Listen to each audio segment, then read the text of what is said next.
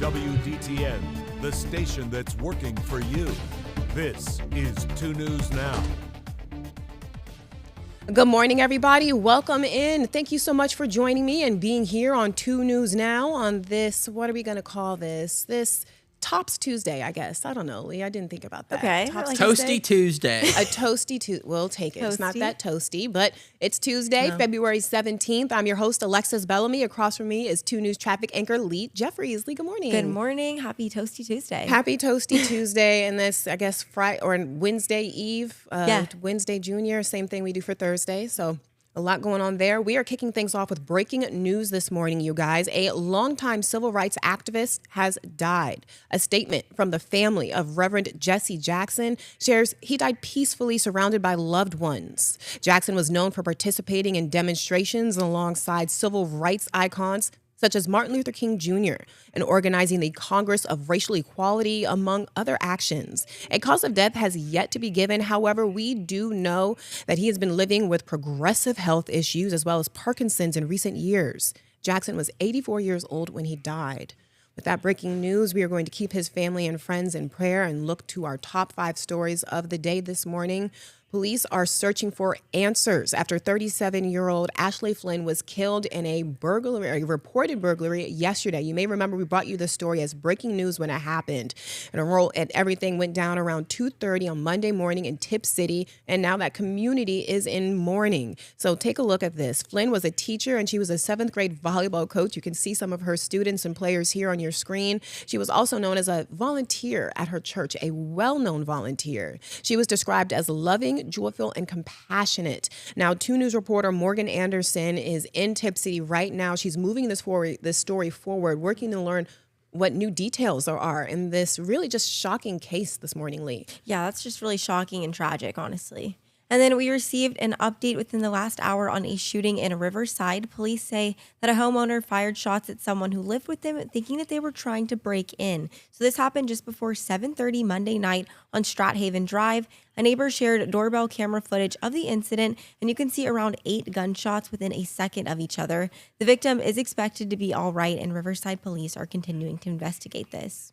And we are working to learn what it will take to fix a large sinkhole near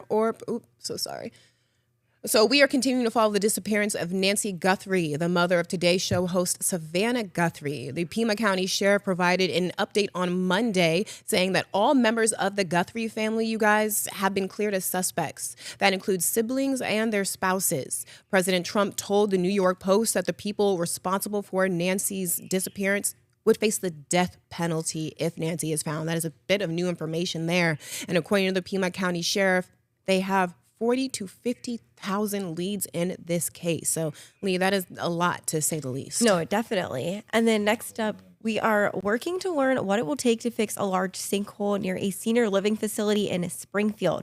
This happened at Springfield Nursing and Independent Living Center on McRae Avenue, and you can see the sinkhole right there on your screen. It also caused damage to the building as well. Our crew spoke with the contractors there, and they told us the affected building is vacant and all services to the senior living facility are still up and running. So that's the good news. Mm-hmm.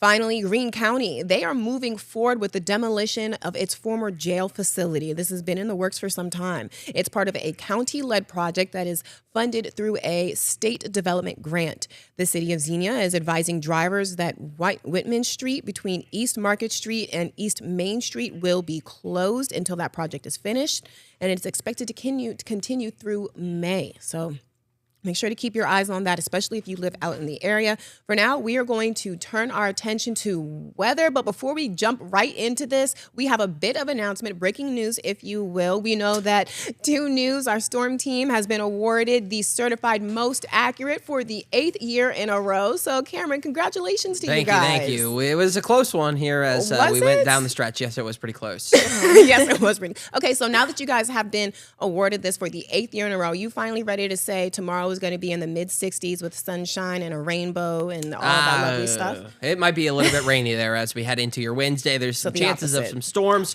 Going into the middle of the week, we even have a chance for some stronger storms as we go into Thursday, so we're going to be tracking that here over the next couple of days. The visibility today was a concern earlier in the day, but now as we go into the 11 o'clock hour, that sun has come out really allowed for the dissipation of that fog as temperatures did warm up here through the morning hours.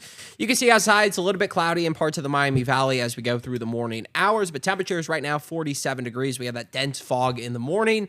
Clouds, though, increasing, and we have those temperatures into the 50s here as we go through the daytime. So temperatures warmer than what we're used to this time of year. Live Doppler 2 HD, all is quiet. We're not seeing any rain as we go through the daytime, but we are tracking a low pressure that's going to bring some gusty winds to the Miami Valley and also the chance for some showers. Could see some stronger storms on Thursday. I'll let you know where those could be located coming up on the Complete Storm Team 2 forecast. So we're holding on to everything. We're going to need an umbrella, maybe it sounds like, gloves. Yeah, and we just could all the potentially preparations. tomorrow see record warmth.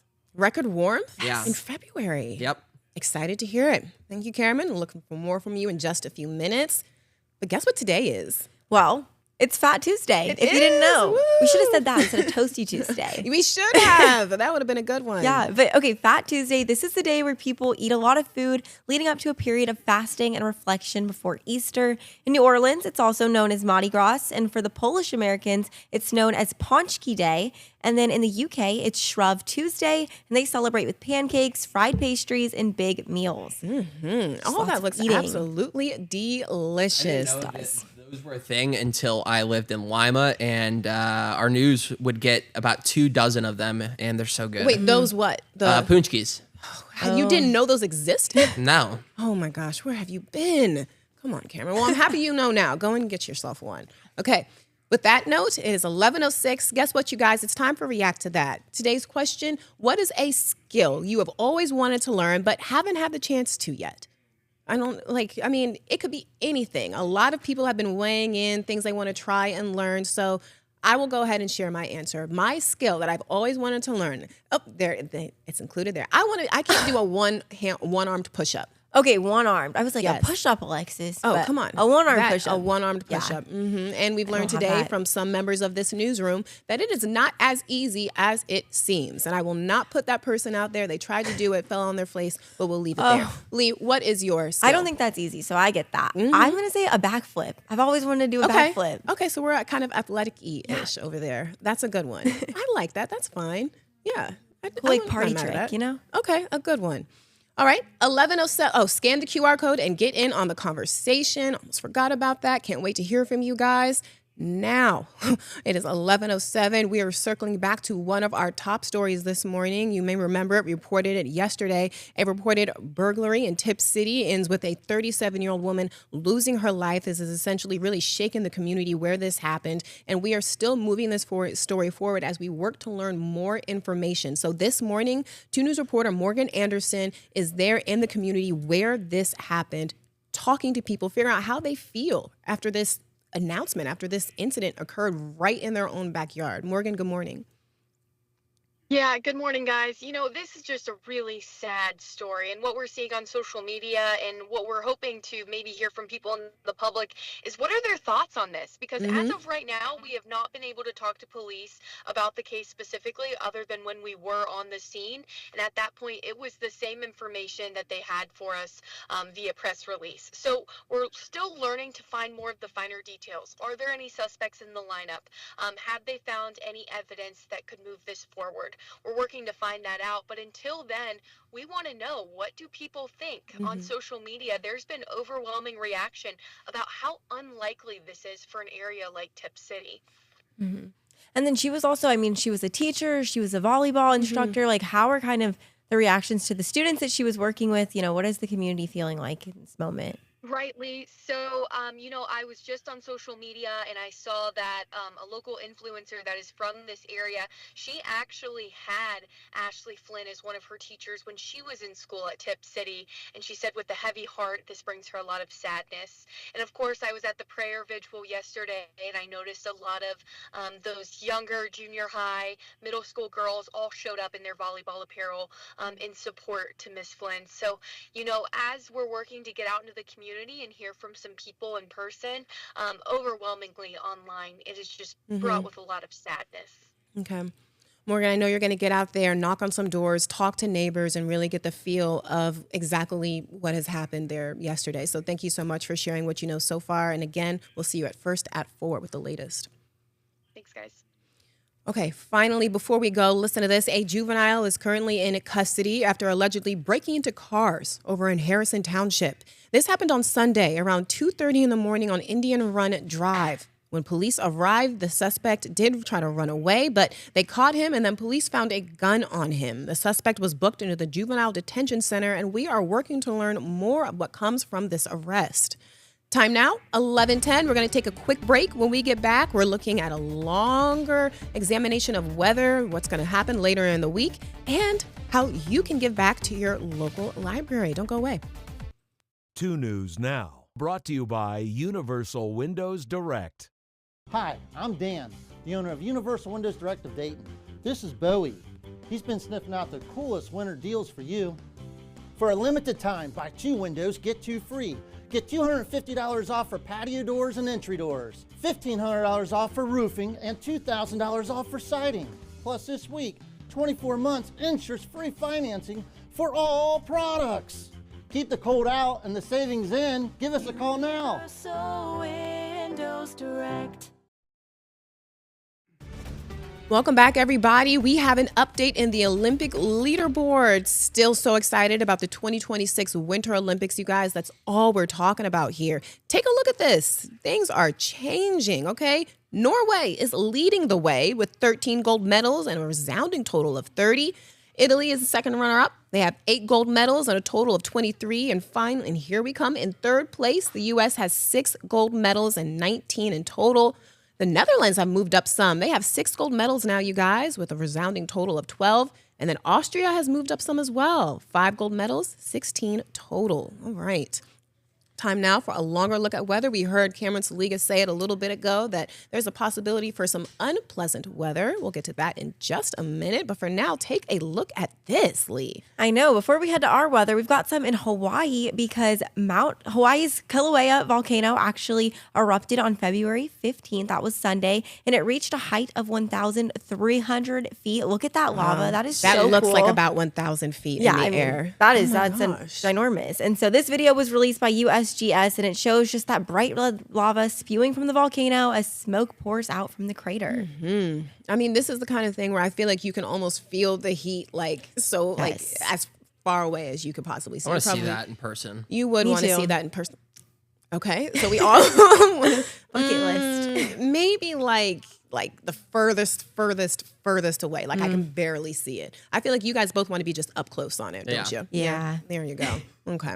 So are we going to, you mentioned Thursday, Friday, we are not going to be loving the way things are looking outside. Well, the record high still looks good, though. Well, it does. It is going to be a nice day for the most part, but we're going to have chances of some rain at times here as we go through your Wednesday, Thursday. So it's not a complete washout here, but we do have the chance for some stronger storms as we go into Wednesday. We are tracking an area here right around the Ohio Valley, Kentucky, Indiana, where we could see some stronger storms. But yesterday, getting up to 51 degrees, a beautiful day outside with those temperatures up into the 50s. That is not a record, but at least we're 10 degrees above normal. It's something we haven't really seen here over the past month with the cold temperatures. Looking at Milan as we go through the daytime, we're going to see temperatures up to about 58 degrees as we go through the day as well. Outside through the morning, it was a very foggy one early in the day, and then the sun came out and the fog started to dissipate. We're continuing to see some clouds out there. We'll see them building up as we go into the afternoon. 47 degrees currently here in Dayton. It's going to be another warm day in the Miami Valley. South winds at 6 miles per hour. Dew point at 42 degrees. So that is a pretty warm dew point here as we go into the middle of the day. High temperatures up north, 54, 55 in Sydney, Troy. You get further south, right around the same as well, 55 degrees here in Dayton. Now, we are going to see those winds increasing as we go into the daytime tomorrow, 30, 35 miles per hour, maybe even isolated wind gusts up to about 40 miles per hour at times. And we're looking at some record warmth potentially as we get into your Wednesday. The forecasted temperature is 67 degrees, the record high. Not too long ago. Actually, it's 9 years ago. It doesn't feel like 2017 was long ago, but apparently 9 years ago. So that is the last record. We could beat it by a degree. Satellite radar, all is quiet right now with the exception of the added cloud cover as we go into the midday. As I mentioned earlier, we had that fog in the morning. Future track here. Going to continue to see, for the most part, cloudy skies into the afternoon hours. And then as we get into your nighttime, we could see a shower or two. But the best chance comes as we go through the daytime on Wednesday, where we have a few showers out there. Maybe even a rumble of thunder is possible, but we're not tracking the chance of severe weather here Wednesday. Could see some storms developing, though, as we get into your Thursday in the afternoon, which could bring some chances of some stronger storms here to the Miami Valley. You can see that right there as we head into the evening hours. That's why we do have a slight risk for the southern half of the Miami Valley, and you go further north, that's where we are in a marginal risk. Although right now instability doesn't look too great, but we are, again, still watching for that chance heading into the second half of the week. 55 here today. We have mostly cloudy skies. 50s as we go into the nighttime. We'll have a spotty shower possible. 67 tomorrow, gust up to about 30, 35 miles per hour. 7-day forecast, warmth doesn't last too long, 36 by Sunday. Now, Cameron, you mentioned the differences between what we're seeing now and back in 2017 and how long it's been. And I just remembered, I know you guys remember when people were like all enamored with 2016 stuff. Oh my goodness, it's crazy. Oh my gosh, that was just insane. I graduated like 7 years ago. See, does it feel like it though to you? No. That's exactly my point. So, all right, thank you for that, Cameron. So listen to this. First responders over in Dayton are getting ready to take part in a training that'll be downtown over the next couple of months. So Dayton Fire and police will be training together on this. They'll be operating around East 2nd and North Jefferson Streets. That's from 8:30 in the morning until about 5 at night in March and April. That's when this will happen. People who are downtown during that time could see crews in full protective gear along with some mock victims and hear loud noises or gunfire. But the reason we're telling you about this right now is just so you know that that is during their training exercise and you have nothing to worry about.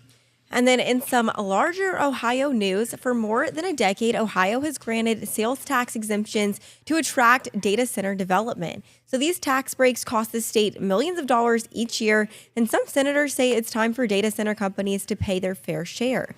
The legislature attempted to remove the data center tax breaks in last year's state budget, but Governor Mike DeWine actually vetoed that provision, arguing they help Ohio compete with other states for investments and jobs. And we know data centers, the locations, their impact on the surrounding environment and communities has been such a hot button issue for so many communities. So this is another big story we're going to make sure that we keep our eye on, no matter how it turns out. But for now, we are looking to your day ahead.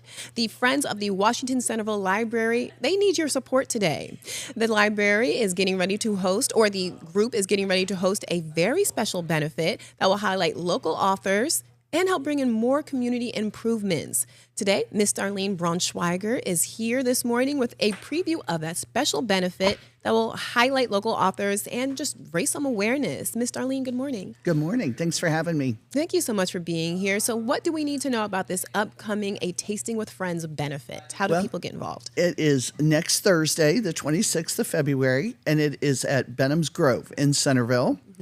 Which is a new building, brand new building. It'll be a chance for people to be able to see the new facility, and it benefits the Friends of the Library, the Centerville Washington Township Library. The general admission tickets are $100, and the VIP is $125.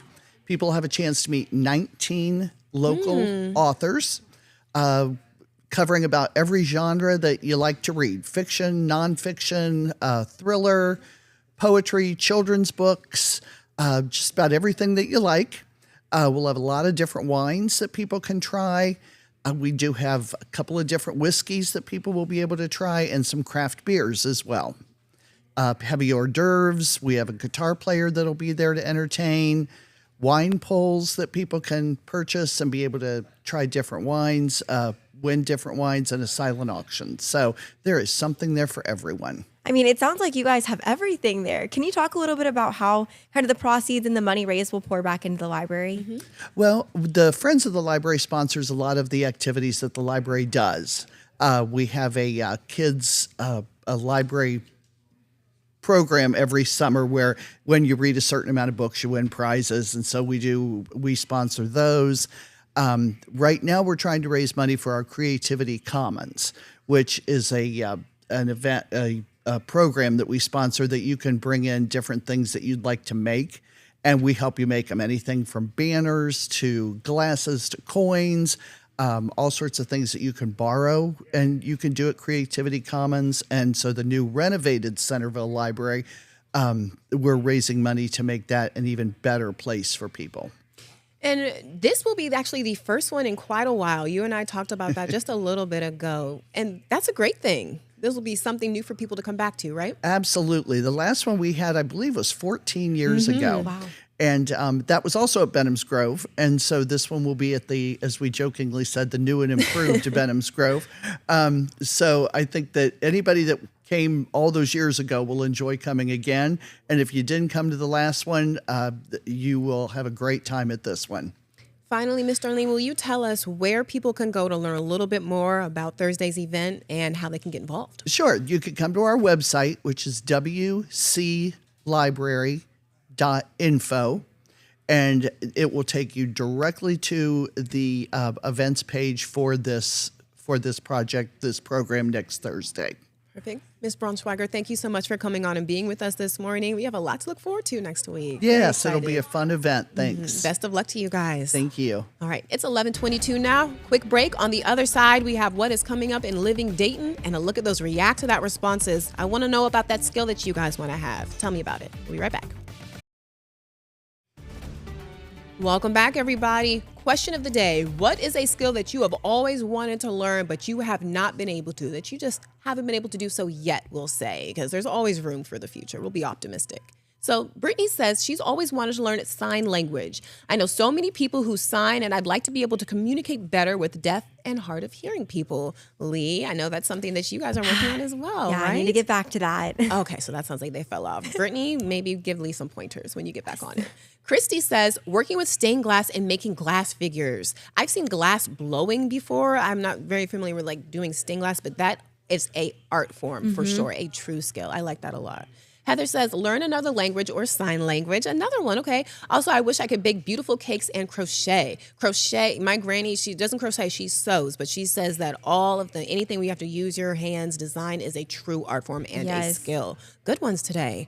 All right, time now for a look at what is coming up in Living Dayton, and it is a very tasty brunch or breakfast we're looking forward to coming up, Emily. Yes, it sure is. So we're talking all things sweet today. We're talking about Day of Caring's 36th annual, might I say, 36 years they've been doing this, the Pancake Brunch. Oh, wow. So we will tell you what you guys can expect for that and how you can help those in our community who really need it most. Whether that means food insecurity or homelessness, all of those proceeds go to benefit those in our community who need it most. And the best thing about this is we have that pancake breakfast, and then we have something else to do later that day, I think, at Carillon Park, Emily. That's right. Carillon Historical Park. They're having this really cool dinner series. It's called the Tavern Dinner Series. It's the end of winter feast.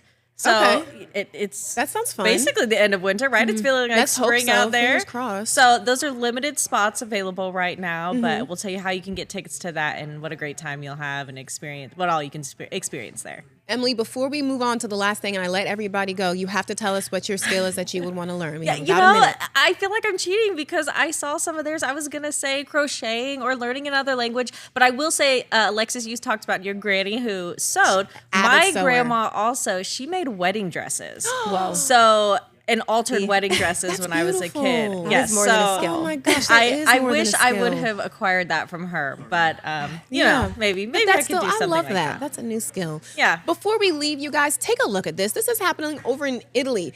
It's the second day of the Battle of the Oranges, and it's exactly what it looks like. People are just pelting each other with oranges, but the 3-day event is known for ceremonial traditions and a signature reenactment, which commemorates a historical popular uprising. Okay, so Battle of the Oranges. Emily, can't we? You no, thank you. Those would hurt. That it looks painful.